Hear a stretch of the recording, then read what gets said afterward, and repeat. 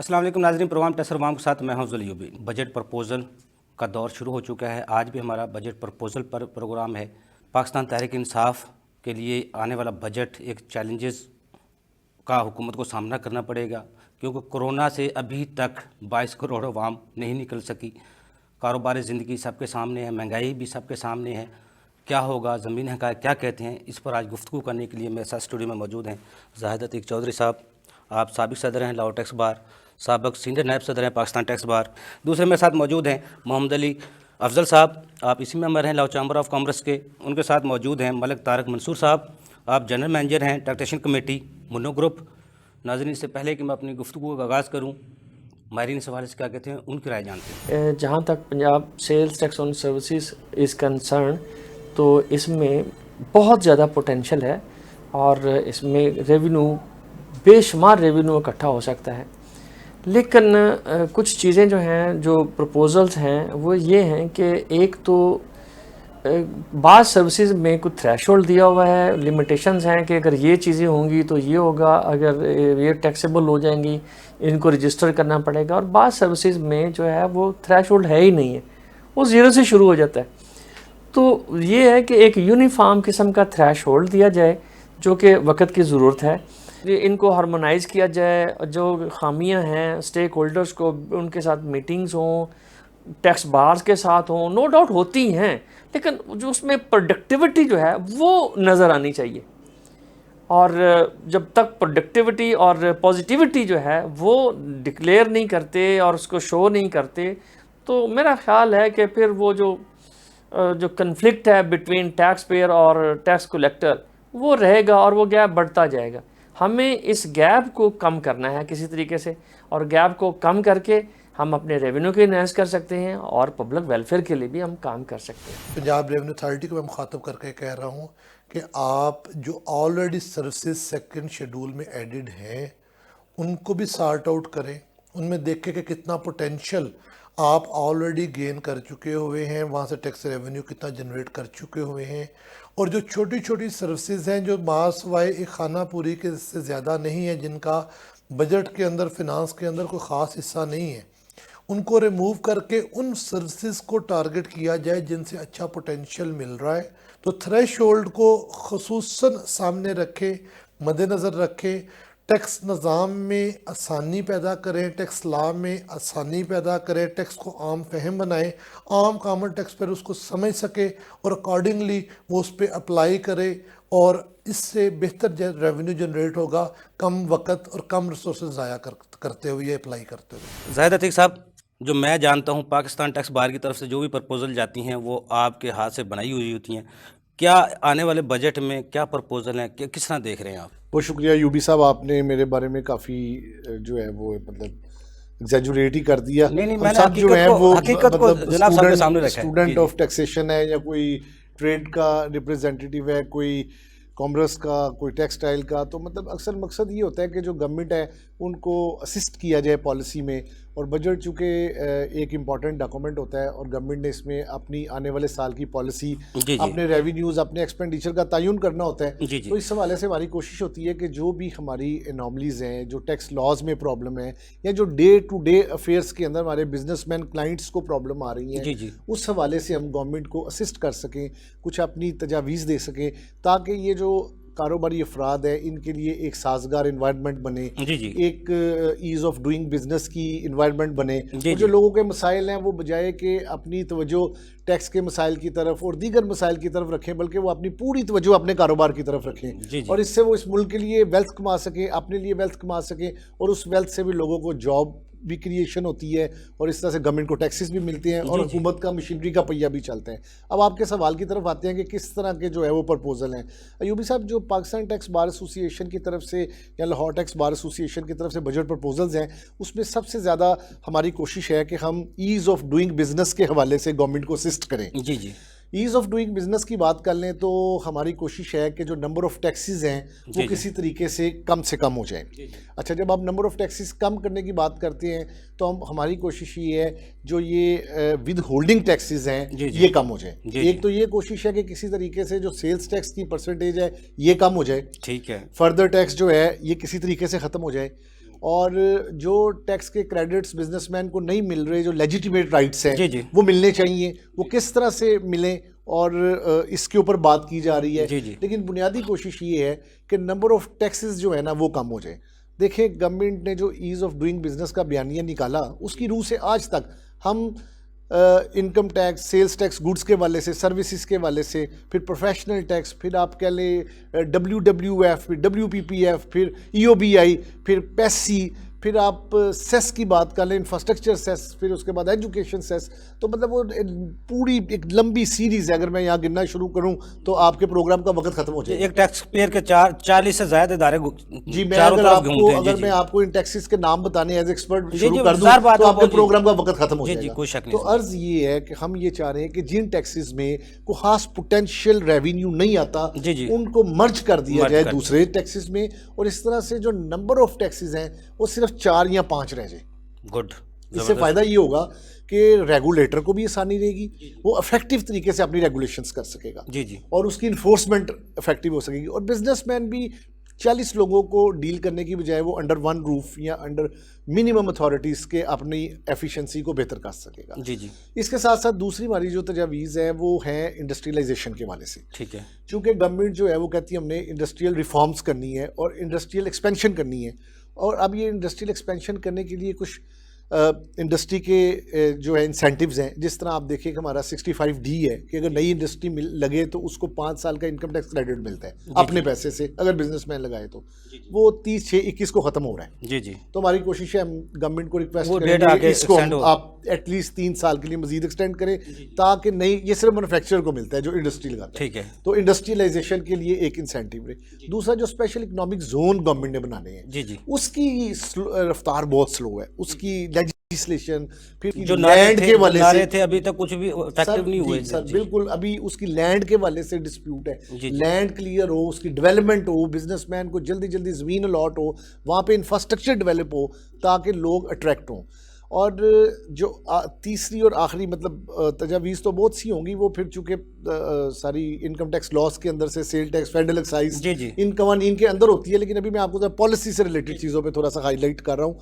तो फिर हमारी कोशिश ये है, ease of doing business, industrialisation के बाद हम थोड़ी सी कोशिश कर रहे हैं कि रिफॉर्म्स की तरफ हम आ जाएँ। जी, जी। मौजूद जो FBR में रिफॉर्म्स हुकूमत ला रही है, जिस तरह ज़ाहिर साहब ऑनलाइन सिस्टम को तकरीबन कर दिया गया है, 175 SRO जारी किया, ऑनलाइन रिफंड्स हो जाएंगे, ये कोई बेहतरी की तरफ कदम है ये या देखिए, यूपी दिखावा साहब, ही है? गवर्नमेंट और प्राइम मिनिस्टर का जो विजन है वो चाहते हैं डिजिटलाइजेशन, जी, जी। कि जो अफराद का आपस डिजिटल में इंटरेक्शन है, टर्नओवर का तरीक़ाकार मुतारफ़ नहीं, करवाना वो चाहते हैं। पूरा FBR का जो सिस्टम है इसको डिजिटल करना चाहते हैं। ठीक है। डिजिटल से मुराद ऑटोमेशन होती है, जहाँ पे सिस्टम खुद से चीज़ों को डिटेक्ट करता है, ट्रैक करता है, ट्रेस करता है और उसकी आगे इन्फोर्समेंट करता है। जी, जी। अब आपने रिफंड की बात की, कोविड-19 के दौरान प्राइम मिनिस्टर ने बहुत अच्छा काम किया, बिजनेस पे बड़े प्रेशर्स थे, तो जो लोगों के पुराने रिफंड्स थे उन्होंने अपने स्पेशल पैकेज से लोगों को रिफंड दिए। उसके बाद अब FBR को भी यही कहा कि करंट ईयर की जो कलेक्शंस है उसमें से ही करंट ईयर के रिफंड्स दें। जी, ये बड़ी अच्छी चीज़ है।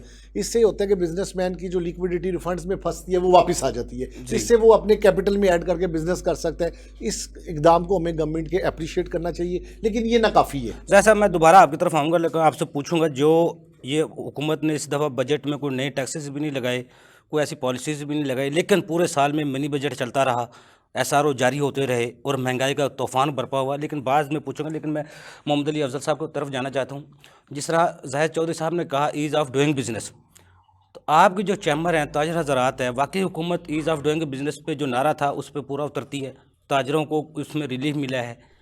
जी यूबी साहब, माशाल्लाह जो आप ये प्रोग्राम कर रहे हैं, मेरे ख़्याल से इस वक्त की सबसे अहम ज़रूरत है। जी, जी। और हम भी यही चाहते हैं कि जी जितनी भी हमारी ताजर कम्युनिटी है उसकी जितनी भी आवाज़ है और जो मुश्किलात हैं वो हुकूमत तक पहुँचे, और बजट बनने से पहले पहले ये जितनी भी प्रपोजल्स हैं हुकूमत इसको अपनी तजावीज़ में शामिल कर ले। जी, जी। और हम इसके अंदर लाहौर चैम्बर के प्लेटफॉर्म से बहुत अच्छा काम किया गया, और इस साल जो बजट प्रपोजल्स बनवाई गई उसके अंदर मेरे ख्याल से तकरीबन कोई 25 से ज़ायद चैम्बर्स की जो तजावीज़ थी उन सबको एक जगह पे यकजा इकट्ठा करके और हुकूमत के लिए बजट प्रपोज़ल जो तैयार की गई, और हमें उम्मीद है कि हुकूमत इन बजट प्रपोज़ल्स को ज़रूर कंसिडर करेगी।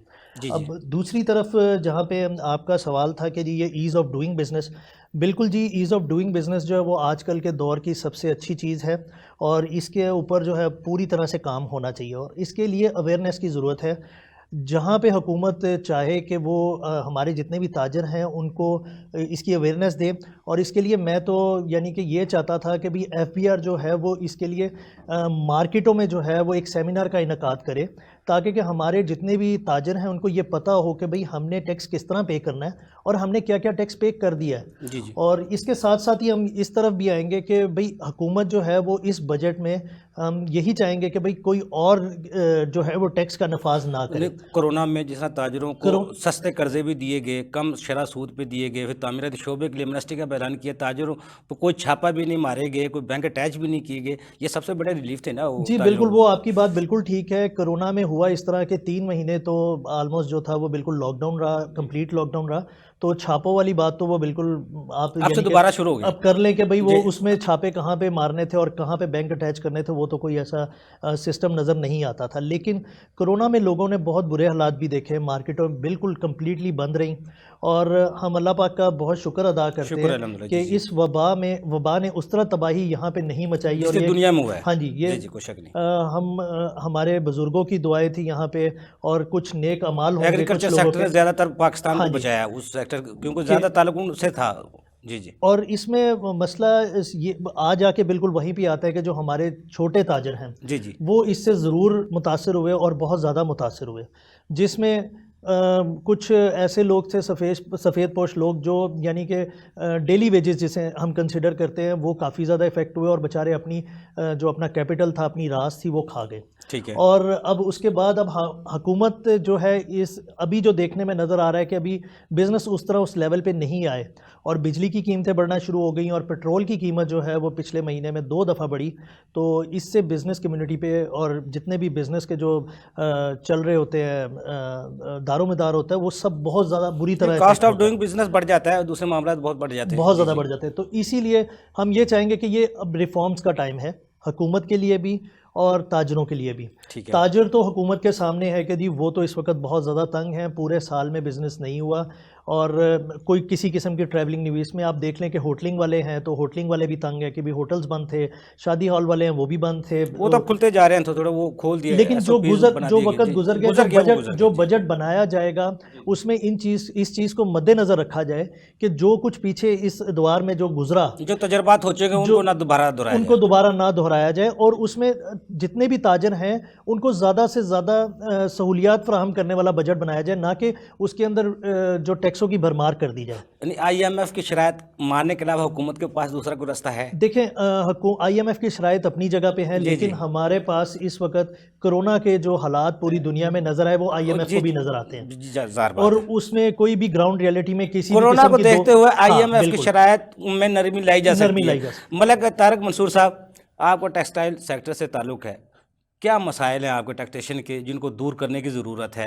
क्योंकि आने वाला बजट ख़ास तौर पे आपके लिए बहुत ज़्यादा ज़रूरी है? नॉर्मली ये कॉमन मसाइल ही आ रहे हैं जो बहुत ज़्यादा अब बढ़ते जा रहे हैं। जैसे कि आपकी असेसमेंट होती है, आप उसके खिलाफ अपील्स में जाते हैं। जी। अपील्स में जाने के बाद आपको अपील का ऑर्डर मिल जाता है, उस पर रिलीफ मिलता है।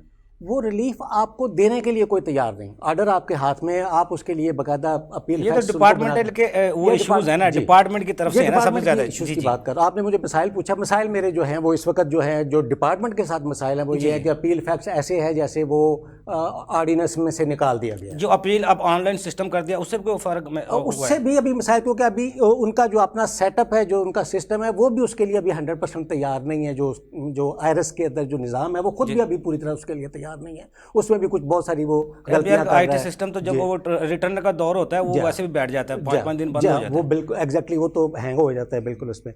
उसके अलावा सर फिर ये है कि असेसमेंट्स की इतनी भरमार हो गई है। अब लाइक आपको ऑडिट के लिए सिलेक्ट किया जाता है, 122(5) में आपकी उसमें ऑडिट होती है। 177 में आपको सिलेक्ट करते हैं और वो ऑडिट के लिए आपको 122(5) का जब आपने ऑडिट के लिए एक चीज़ बना ली है ऑर्डिनेंस के अंदर, तो फिर 122(5)(a) एक बना दिया है, अमेंडेड असेसमेंट। अब उसमें क्या है कि उसकी एक लिमिटेशन है। लिमिटेशन ये है कि आप उसके अंदर इंक्वायरीज नहीं कर सकते। ठीक है। आपको कोई चीज़ पता चली है, वो आप उसमें जो कि अपरेंट नज़र आ रही है आपको, तो वो तो आप उसके ऊपर असेस करें।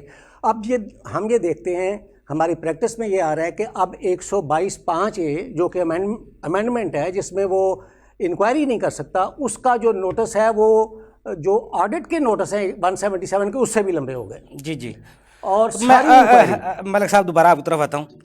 जाहिद अतीक चौधरी साहब, जिस तरह उन्होंने हमारा एक इशारा दिया है, जो मिनी बजट जिसको हम कहते हैं, FBR के हथियार हैं नोटिस 176 147 के भी अब मैंने सुना तलवारें तेज़ कर ली हैं FBR ने, एडवांस टैक्स के हवाले से भी। ये पूरा साल जो सिस्टम चलता है, इनसे किस तरह बचाया जा सकता है? और जो साहब का मैंने जैसे पहले पूछा था, तजर्बात जो हो चुके हैं बजट में, जो नए टैक्स नए अमेंडमेंट्स की गई, उनका क्या फ़ायदा, क्या रोल रहा, जो तजर्बात तलख थे उनको दूर किस तरह किया जा सकता है? लेकिन ब्रेक से बाद नाज़रीन, छोटा सा कमर्शियल ब्रेक, हमारे साथ रहिएगा।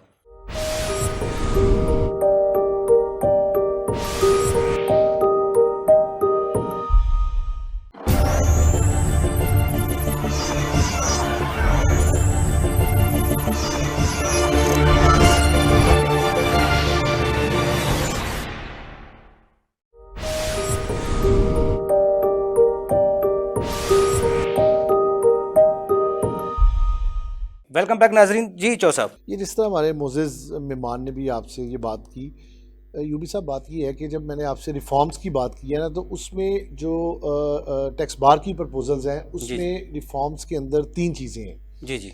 एक तो रिफॉर्म्स में पहली चीज़ ये है कि ऑटोमेशन आएगी, तो ये SRO man to man interaction कम होगा, और इस तरह से जो टैक्स कलेक्टर का इंटरेक्शन है टैक्स पेयर से, वो कम होगा, कम हो जाएगा। और हम ऑटोमेशन को सपोर्ट करते हैं और गवर्नमेंट के इस ड्राइव को पूरी तरह सपोर्ट करते हैं और इसको अप्रिशिएट करते हैं। ठीक है। फिर दूसरा जो इन्होंने बात की ना, वो एक्चुअली है कि अब्यूज़ ऑफ अथॉरिटी भी आ जाती है, लेकिन उसमें ओवरलैपिंग जुरिसडिक्शन की आ जाती है।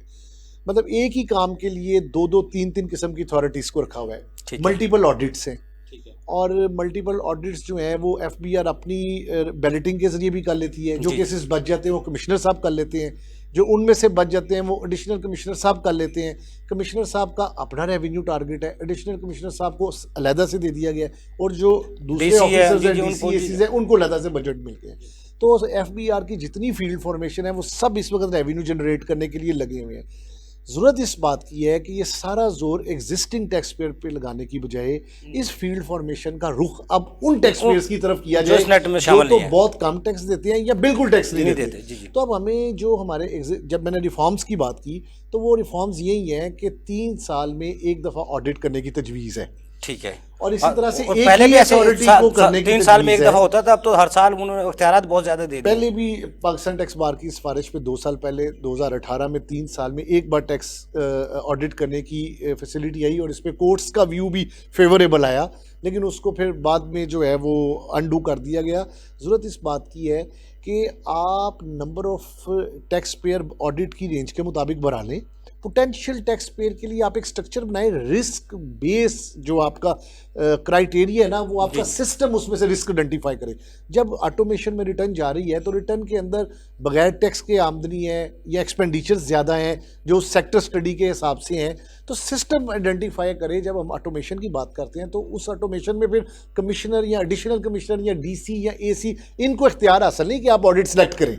जी जी। और सिस्टम ने खुद से सारी डेफिशिएंसीज पॉइंट आउट करनी है, सिस्टम में चेक लगे हुए हैं। एंटी मनी लॉन्ड्रिंग एक्ट भी आ गया है, उसकी भी अब FBR को इख्तियार दे दी गए हैं। वो एंटी मनी लॉन्ड्रिंग हमारी इंटरनेशनल कमिटमेंट है सर, FATF के नीचे आपने उस पर काम करना है, और उसमें कुछ काम बहुत अच्छे भी हो रहे हैं सर। जब कुछ काम FBR को जब हम रिफॉर्म्स की बात करते हैं, वो टैक्स कलेक्शन अथॉरिटी है, लेकिन सारे काम हम उससे लेते हैं हुकूमत। जो एंटी मनी लॉन्ड्रिंग का लॉ है, इसके अंदर सिर्फ टैक्स गुजारों की हद तक FBR है, जी जी इसके अलावा नैब भी अथॉरिटी है, जी जी, FIA भी भी है, जी, अथॉरिटी है, पाकिस्तान बार कौंसिल भी अथॉरिटी है, ICAP भी है, जी, भी जी, अथॉरिटी जी, है, और इस तरह उसमें बेशुमार जो है वो जिस तरह FMU है, जी, जी, स्टेट बैंक जो का स्टेट यूनिट, बैंक का, जी, जी। और ये मतलब वो एक पूरा स्ट्रक्चर है। जी, जी। उसकी तरतीब ये है कि कोई भी जो कंप्लेंट आएगी या सस्पिशियस ट्रांजैक्शन आएगी वो FMU को जाएगी।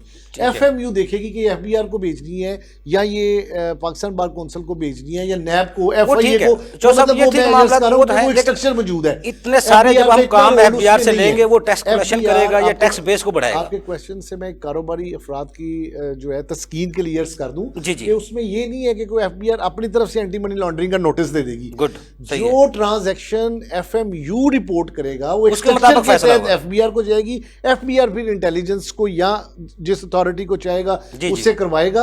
वो यूं नहीं है कि कोई ऑफिसर या कोई फील्ड का ऑफिसर खुद से एंटी मनी लॉन्ड्रिंग का नोटिस दे देगा। गुड, सही है। वो इंफॉर्मेशन थर्ड पार्टी इंफॉर्मेशन है, कॉम्पिटेंट अथॉरिटी से स्ट्रक्चर होकर आ रही है। FMU देगा जी, स्टेट तो बैंक का, जो FMU उन्होंने के बना नीचे, और ये FMU से अथॉरिटी अगर कोई खुद केस सेलेक्ट करना है तो पहले मीनिंगफुल कंसल्टेशन करेगी। अगर FBR के पास कोई डायरेक्ट इंफॉर्मेशन आ गई तो वो खुद से नहीं कर सकती, it has to be discussed with the FMU। पहले FMU को करेंगे, उसे ऑन बोर्ड करेंगे, उसकी मीनिंगफुल कंसल्टेशन के बाद अगर उनकी सेटिस्फेक्शन होगी ये एंटी मनी लॉन्ड्रिंग लॉ के नीचे प्रोब होनी चाहिए, तो वो FBR को या किसी और अथॉरिटी को जो साहब जिस तरह कह देंगे। प्रपोजल कह रहे हैं, ये आप टैक्स पेयर के उनके दरमियान फासलों को कम करना चाहते हैं, तो अगर काम में होगा तो अगर डिजिटल ना हुआ इस आने वाले बजट में, तो जितने इख्तियारात FBR को मिल गए हैं तो फिर तो दमादम मस्कल अंदर होगा अगले साल में। FBR को इख्तियारात देने का मकसद एग्जिस्टिंग टैक्स पेयर को स्क्वीज करना नहीं है।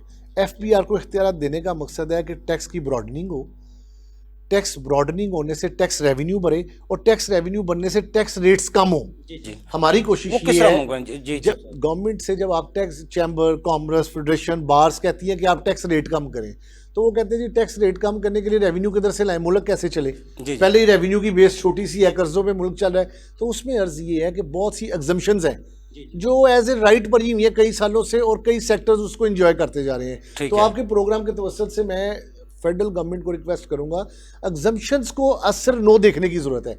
फिर बहुत से आपके FTAs हैं, स्पेशली जो चाइना के साथ FTA हैं, इनको देखने की जरूरत है।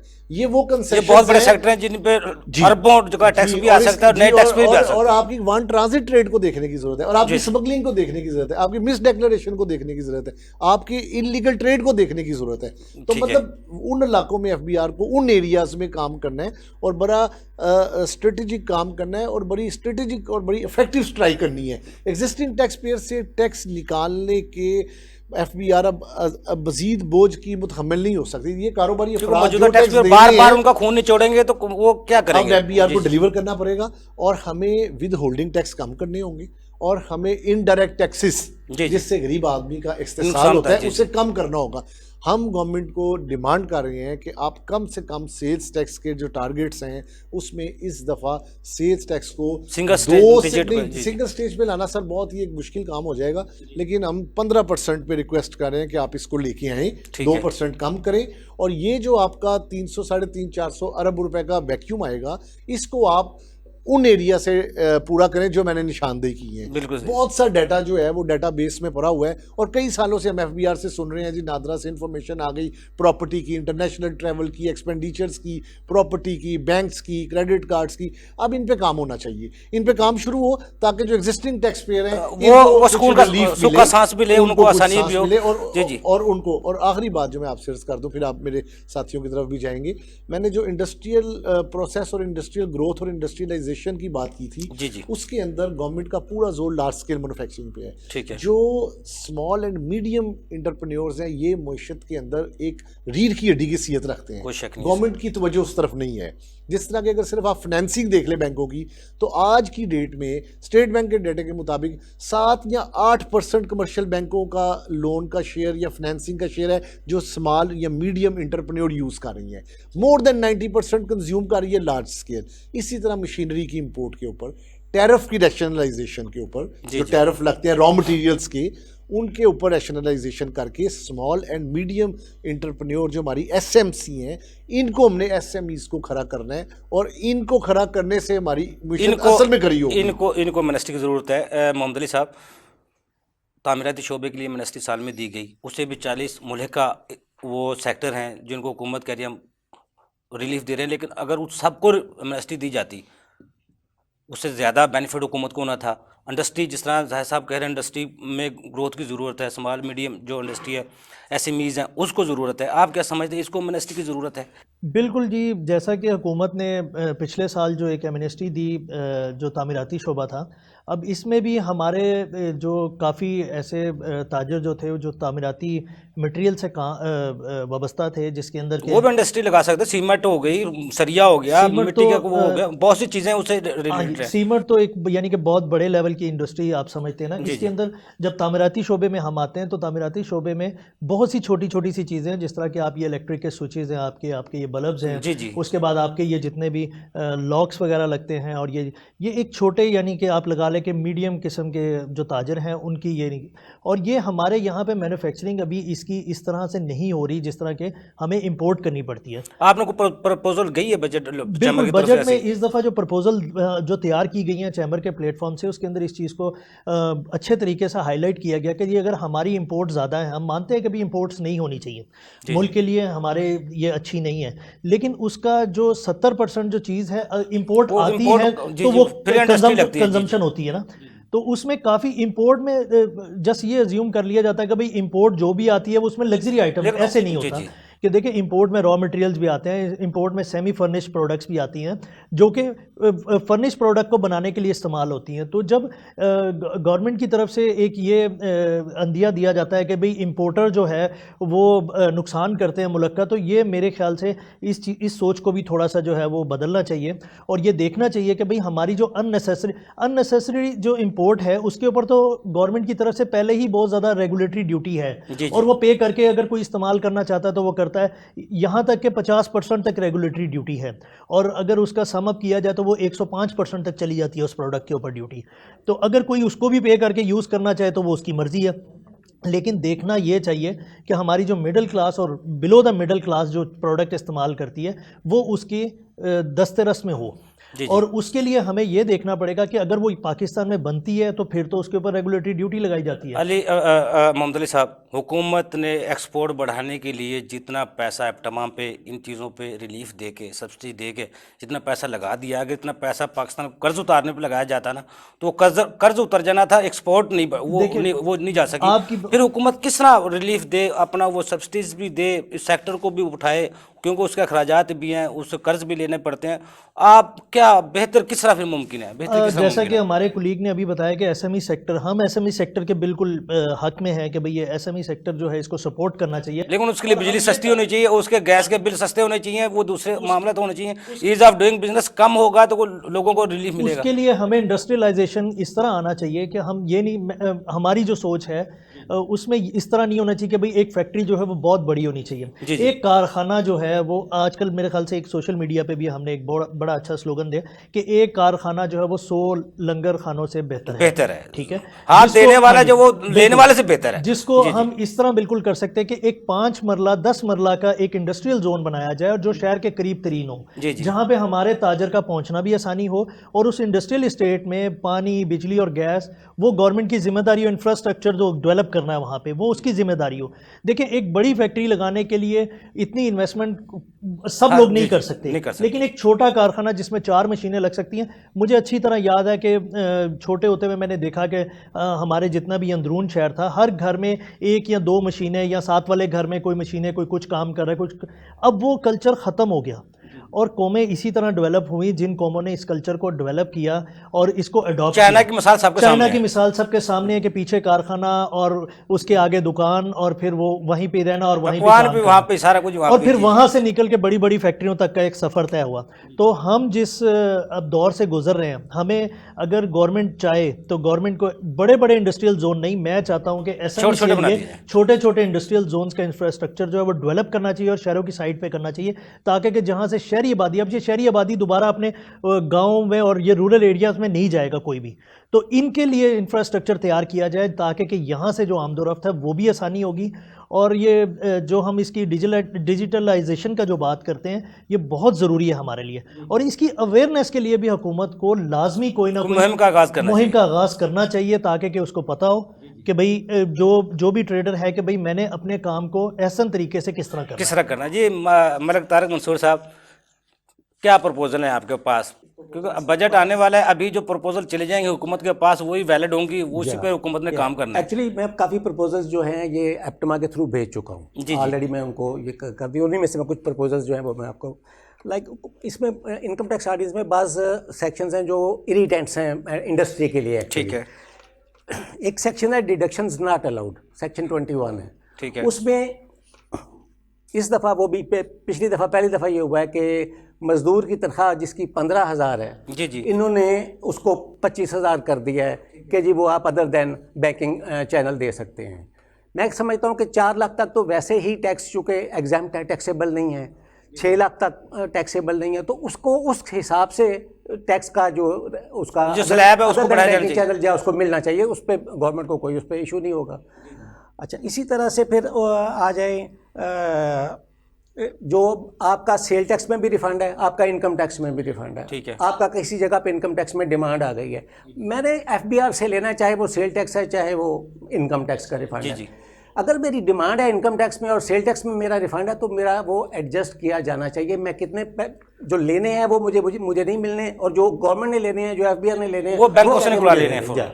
तो ये इशू इस तरह के बहुत सारे, और फिर बहुत सारा ये होता है कि उन्होंने आरपीओस बना ले मुझे दिखाने के लिए कि हमने रिकवर कर लिए हैं। जी जी। अच्छा, टैक्स पेयर को दिखाने के लिए हमने रिकवर कर लिए, लेकिन एक्चुअली वो चूंकि इस्लामाबाद से बन के आना है, उसका जो चेक एडजस्टमेंट का आना है वो आता ही नहीं, आने पे ही नहीं। आप जिस मर्जी अथॉरिटी को लिख दें उसका रिस्पॉन्स ही कोई नहीं होता। जी जी। तो ये मामलात हैं। जाहिद चौधरी साहब, जिस मंसूर साहब फरमा रहे थे, तारक मंसूर साहब, क्योंकि तो जो डिपार्टमेंट मसाइल हैं ये तो ज़रूर हल होने चाहिए, क्योंकि अगर टैक्स पेयर का अतमाद बहाल होगा तो वो टैक्स बआसानी अदा कर सकेगा। लेकिन जब बार बार हम नोटिस करके बार बार वो टैक्स पेयर को डिपार्टमेंट में बुलाते रहेंगे, वो कारोबार कहाँ से करेगा और कहाँ से टैक्स अदा करेगा।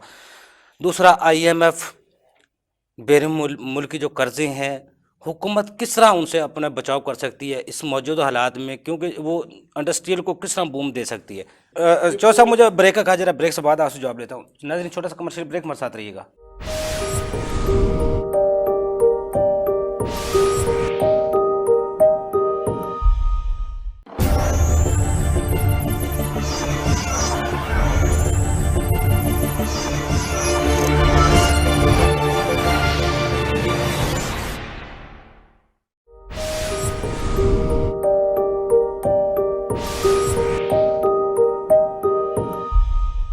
वेलकम बैक नाजरीन जी। गवर्नमेंट की जिम्मेदारी बनती है कि एफबीआर से एक स्टडी करवाएं कि किस सेक्टर की जीडीपी में कितनी कंट्रीब्यूशन है। सही है। अगर हम इंडस्ट्री की बात करें तो इंडस्ट्री की जीडीपी के अंदर जो है वो कंट्रीब्यूशन होगी 30%। ठीक है। और जो टैक्सेस हैं वहाँ पे इंडस्ट्री की कंट्रीब्यूशन होगी 80%। तो साफ जाहिर है कि उनके ऊपर टैक्सेस का बोझ है।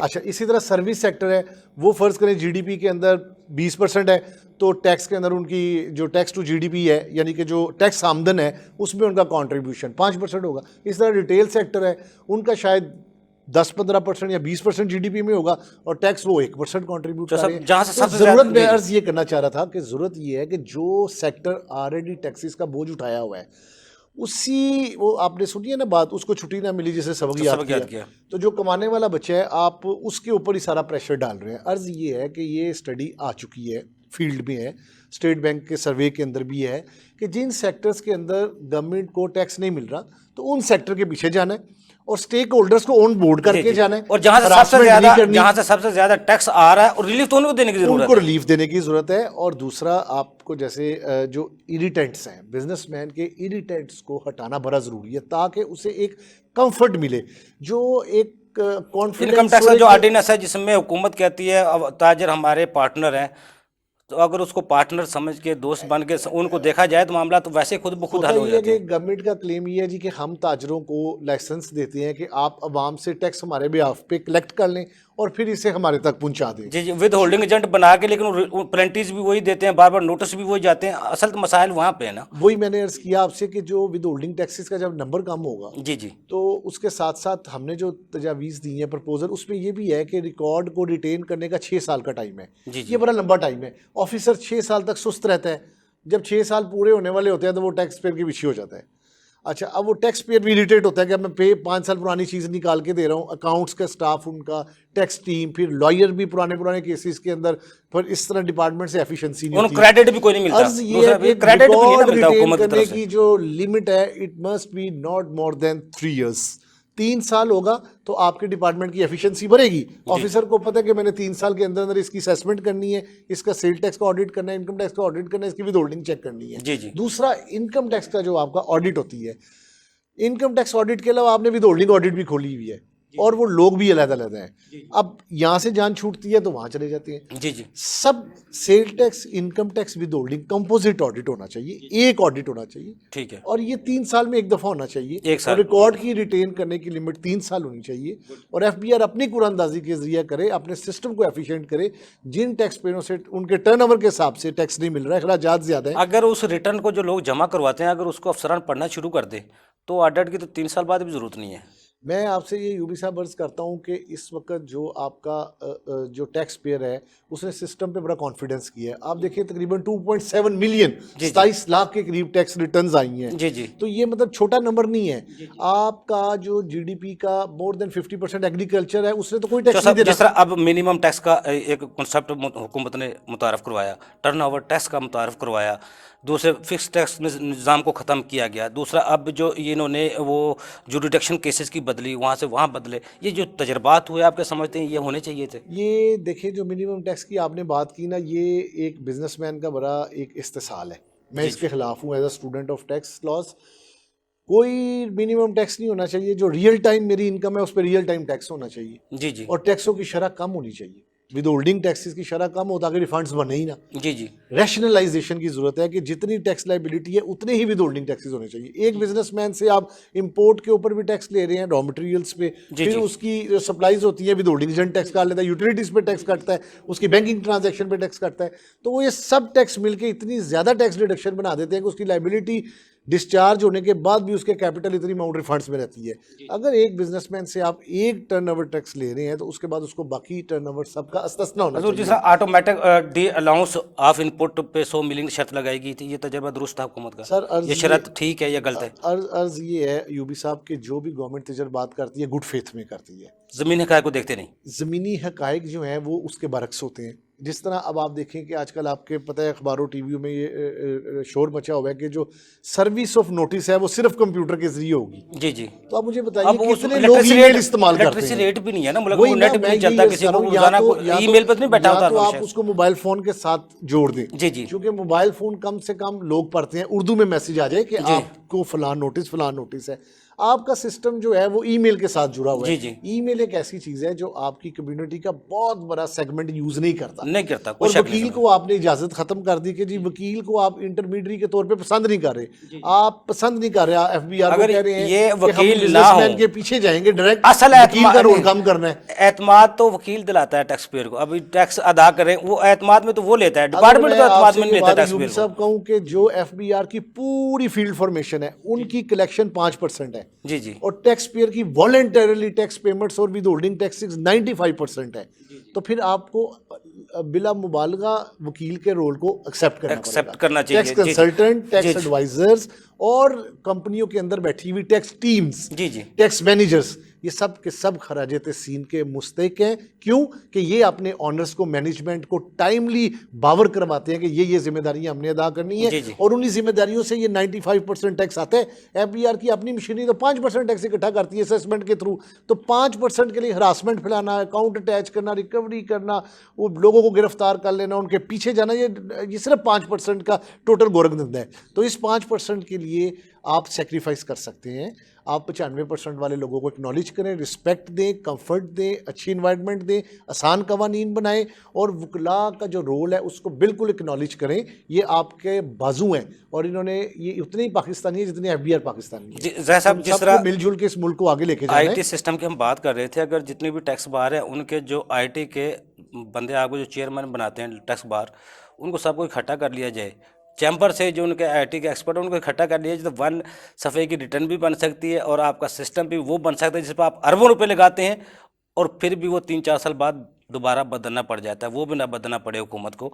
एक ही अगर इनसे मुशावरत कर ली जाए, चैम्बर से और टैक्स बार से मुशावरत कर ली जाए, आप प्रपोजल दें, इतना टैक्स हमें इस सेक्टर से चाहिए, कोई छापा नहीं, कोई ऑडिट नहीं, तो मुमकिन है सारे मामला हल हो सकते। माजी में हम तजुर्बा कर चुके हैं कि अब्दुल्ला यूसुफ साहब के जहाँ दौर पे में। इन्वायरमेंट कंफर्टेबल रही है वहाँ पे टैक्स कलेक्शंस बढ़ी हुई हैं और जो है टैक्स रेट्स भी कम किए गए हैं। अगर इस तरह से बिजनेसमैन और स्टेक होल्डर्स को ऑन बोर्ड रखा जाए, जी। टैक्स ना देने वाले अफराद बहुत कम हैं, और लेकिन जब ब्लेम सारी कम्युनिटी को किया जाता है तो जो टैक्स देते हैं उनकी भी हौसला शिकनी नहीं, होती विद है। होल्डिंग पे ज़्यादा हुकूमत को 85% आ जाता है, इसलिए ज़ाहिर है इसलिए हुकूमत इस तरफ तवज्जो नहीं दे रही। ये टैक्स मशीनरी जाती है, indirect 85% taxes- जब हमें विद होल्डिंग के जरिए आ जाए ना तो हमें मेहनत करने की क्या ज़रूरत है। इनडायरेक्ट टैक्सेस जो हैं उन पे इन्हिसार कम होना चाहिए, इसी तरह विद होल्डिंग टैक्सेस पे इन्हिसार कम होना चाहिए और रियल टाइम इनकम के और ऊपर सब टैक्स किसी मुल्क की टारगेट्स देने तरक्की, चाहिए। किसी मुल्क की तरक्की का इंसार किस पे है, जो सब इनडायरेक्ट टैक्सेस पे है या डायरेक्ट टैक्सेस? डायरेक्ट टैक्सेस पे, डायरेक्ट टैक्सेस जो होते हैं ये प्रोग्रेसिव होते हैं, इनसे तरक्की होती है, ये जिसकी जो हसीयत है उसके मुताबिक टैक्स लगाते हैं। जो इनडायरेक्ट टैक्सेस है डिग्रेसिव होते हैं, ये लोगों को इस्तेसाल करते हैं, जिसका नहीं गरीब से टैक्स गरीब बनता, तरफ, अमीर से गरीब अमीर तरफ का करते हैं। जो और फलसफा दुनिया है, के जितने वो भी कामयाब indirect मालिक taxes हैं से वो वो डायरेक्ट टैक्स से ही आगे गए हैं, इनडायरेक्ट टैक्स से हमने कभी किसी को आगे जाते मोहम्मद अली साहब, क्यों प्रोग्राम का आखिर है, क्या प्रपोजल है सर, आप क्या हुकूमत से तवक्कुआत रखते हैं इस बजट में जो आने वाला बजट है? अब हुकूमत से तो हम इस बजट में अच्छी तवक्कुआत रखते हैं, और अब हम ये वक्त आ गया है कि हुकूमत को इस बजट में इस चीज़ का तयन कर लेना चाहिए कि वो आवाम से और ताजरों से डायरेक्ट टैक्स लेना चाहती है या इनडायरेक्ट टैक्स लेना चाहती है। ठीक है। इन दोनों को जो है वो जस्टिफाई कर दिया जाए, जैसा कि हमारे कोलीग ने अभी बिल्कुल इस चीज़ की वजाहत भी की कि जो डायरेक्टली टैक्सेशन है, काफ़ी ऐसे ताजर मौजूद हैं जिनसे डायरेक्टली टैक्सेशन ली जाए तो वो ज़्यादा सूदमंद होगी। ठीक है। उसके अंदर और जो इनडायरेक्टली टैक्सेशन है वो उसमें बंदा यानी कि बार बार एक तो वो डॉक्यूमेंटेशन उसको करनी पड़ती है और फिर वो उसी के अंदर पिसता जाता है। और दूसरा ये है कि अब ये हुकूमत को ये सोचना चाहिए कि जो लोग इस टैक्स रिजीम में आ चुके हुए हैं उनको ऐसी मराद दी जाए ताकि कि उनको देखते हुए जो लोग दूसरे सबक हासिल करें और वो हसद महसूस करें, यार मैं भी टैक्स पेयर हूँ। और दूसरी चीज़ ये है कि कोरोना की वजह से लोगों की सकत बिल्कुल ख़त्म हो चुकी है। हम एज ए लाहौर चैम्बर की तरफ से रिप्रेजेंट करते हैं मार्केटों को, और हम देखते हैं कि भाई कोरोना की वजह से मार्केटों में ताजरों की हालत बहुत ख़राब है। जी जी। और हुकूमत से रिलीफ की जो है वो पूरी उम्मीद रखते हैं हम कि भाई हुकूमत जो है इस चीज़ को देखते हुए। और दूसरी एक और चीज़ है कि इसमें ये देखना चाहिए हुकूमत को कि अगर कोई ऐसा टैक्स जिसको आप at the stage of source आप उसको डिटेक्ट कर लेते हैं तो उसको आगे जाके जो वो डॉक्यूमेंटेशन में ना लाया जाए। जी जी। जिससे बार बार डॉक्यूमेंटेशन करने से, और देखने में यह है कि अभी ये जो हालिया कि हुकूमत ने ताजिर को ताजिर के ऊपर बिठा दिया, जी जी। जिसका एक बिल्कुल अभी ये मिसाल ये है कि भाई एक ताजिर जो है वो दूसरे ताजिर के शनाख्ती कार्ड नंबर देगा कि भाई इसने ये आपसे क्या चीज़ परचेज़ की। तो इसको हुकूमत को इसके ऊपर नज़रसानी करनी चाहिए। और ये जो ID कार्ड की जो शर्त है ये इसको बढ़ा के 1 लाख रुपये किया गया, हम चाहते हैं कि इसको बिल्कुल ख़त्म कर दिया जाए। CNSE की शर्त होनी नहीं चाहिए। FBR के पास बहुत सफिशिएंट डाटा मौजूद है, वो जिसका भी चेक करना चाहे कि इसकी सोर्स ऑफ इनकम, इसकी सोर्स ऑफ परचेज और इसकी क्या पूरे साल में क्या एक्टिविटीज़ रही, उनके पास सारा डाटा मौजूद है। विद होल्डिंग को इन्होंने एज ए इम्प्लीमेंट इसलिए कर दिया कि इन्होंने बैंकों से स्टार्ट किया और बैंक्स के पास यानी कि बहुत सफिशिएंट सिस्टम मौजूद है कि बैंकों ने इनको एट सोर्स जो था वो विदड्रॉल के ऊपर विद होल्डिंग काट के दिया, तो इन्होंने समझा कि भाई ट्रेडर्स भी इसको कैरी ऑन करेंगे। लेकिन एक आप जाके देखें मार्केटों में, वहाँ पे तो आज भी यानी कि पर्ची सिस्टम पे बिजनेस चलता है, खाते सिस्टम है, तो वो उसके अंदर कैसे टैक्स की सारी डिटेल जो है वो एक ट्रेडर, एक छोटा दुकानदार। बैंक सेक्टर में भी 0.6% जब उन्होंने टैक्स लगाया था, बैंक सेक्टर भी बिल्कुल बैठ गया था। बैंक सेक्टर आज भी क्यों अपनी मालूमात, अपने डाटा किसी को नहीं सर, लेकिन वो एट सोर्स जो है विद होल्डिंग टैक्स आपका काट के जमा तो करवाता है वो आपके नाम पे जो भी है कि भाई उसकी प्रैक्टिस को देखते हुए इन्होंने कहा कि भाई अब ताजरों को ताजरों के ऊपर बिठा दिया जाए और वो जो ताजर जो है वो विद होल्डिंग काट के दूसरे का तो वो हमें जमा करवाएंगे डिपॉजिट। ऐसा बिल्कुल नहीं होना चाहिए। ताजर जो है आप उसी वक्त ही फ्रेंडली माहौल में अपनी यानी कि बिजनेस को प्रमोट करेंगे कि आपको इस चीज़ में पता होगा कि भाई मैं जिससे जो चीज़ प्रोडक्ट परचेज कर रहा हूँ उसकी सिक्रेसी भी है और उसका दोस्ताना माहौल में तो टैक्स अदा लोग पहले नहीं देना चाहते, खौफ की फजा में, तो दोस्ताना माहौल में ये बिल्कुल ऐसा नहीं है, ऐसा नहीं है। मैं कह रहा हूँ कि जो लोग इस टैक्स रिजीम में आ चुके हैं उनको देखते हुए अगर उनको कोई मुराद होंगी तो जाहिर सी बात है दूसरे भी हैं। मलक तारक मंसूर साहब, क्योंकि टाइम कम है, 1 मिनट है सर, किस तरह खौफ खत्म किया जाए, किस तरह लोगों को एतमाद में लिया जाए? क्या आप क्योंकि टैक्सेशन कमेटी को देखते हैं मनु ग्रुप की? एक्चुअली सर यही है कि इसमें जो पर्सनल कॉन्टैक्ट्स हैं वो कम से कम किए, ऑटोमाइज इसको मैक्सिमम किया जाए, उसी से ये मुमकिन हो सकेगा। और दूसरा ये कि ये सारा जो इन्होंने बहुत ज़्यादा डिपार्टमेंट बना दिए कि ये ऑडिट डिपार्टमेंट है, ये एनफोर्समेंट डिपार्टमेंट है, ये लीगल। एक्चुअली इससे मसले मसाइल पैदा होते हैं कि अब जो मेरा ऑडिट कर रहा है उसको नहीं पता कि मेरा इन्फोर्समेंट की सिचुएशन क्या है। वो इन्फोर्समेंट वाले को भेजेगा, फिर वो रिपोर्ट देगा, वापस आएगी। इसी तरह से उसको ये नहीं पता कि मेरे खिलाफ कौन सी अपील हुई है, किसकी अपील के जवाब आ गए हुए हैं, जी जी, ऑर्डर आ गए हुए हैं, मुझे रिलीफ मिल चुका है। अब अभी पिछले दिनों में ही मेरे पास रिलीफ का ऑर्डर आ गया हुआ है और वो मेरे बैंक से आके रकम निकाल के ले गए। रकम रिलीफ का वो ऑर्डर भी आ चुका है, उसके बावजूद रिलीफ मिल चुका है। उस अफसर को, उस अफसर के लम्बे नहीं होगा उससे आपने रिकॉर्ड देखा ही नहीं। जब उसने ये देखिए सर, ये एक पूरा प्रोसेस है जिसके तहत वो ऑर्डर इशू होता है डिजिटल, और उसकी बात हो रही है। तो इतने जगहों से वो एक चीज़ गुजरी है, किसी ने भी जाके ऑर्डर नहीं देखा कि इनको रिलीफ मिल चुका है, अपील फैक्स इनके पेंडिंग है। ये तो अफसरान की वजह से ना, उनकी सिस्टम चेक करने की। जी जी, ज़ाहिद अतीक साहब, थोड़ा सा टाइम है, सिर्फ एक CNSA की जो बात मोहम्मद अली साहब ने की थी, ख़त्म होनी चाहिए या नहीं होनी चाहिए, इस पे आप थोड़ा सा। गवर्नमेंट की IMF के साथ कमिटमेंट है कि हमने अपनी इकोनॉमी को डॉक्यूमेंट करना है। ये स्टार्टअप की जो शराइत है उसको पूरा करने के लिए इसको रखा गया। उसी ज़िमन में जो है 1 साल तक ये शर्त रही। अब ज़रूरत इस अमर की है कि वो जो 1 साल तक ये जो मैयर इफेक्टिव रहा है, इसकी इफेक्टिवनेस कितनी आई है। ये सिर्फ फॉर्मेलिटी के लिए CNIC लेने थे या इससे को डाटाबेस को ब्रॉडन करना था। जी जी, तयन किए बगैर एक इम्प्लीमेंटेशन करते जाना और लोगों को बोझ बढ़ाते जाना, ये हमारे बिजनेस इन्वायरमेंट को ख़राब करता है। चौ साहब आपको बहुत शुक्रिया, मोहम्मद अली साहब आपको बहुत शुक्रिया, तारिक मसूद साहब आपका बहुत शुक्रिया, आपने हमें टाइम दिया। नाज़रीन, आगे प्रोग्राम तक के लिए अफजल को इजाज़त दीजिए। अल्लाह हाफ़िज़।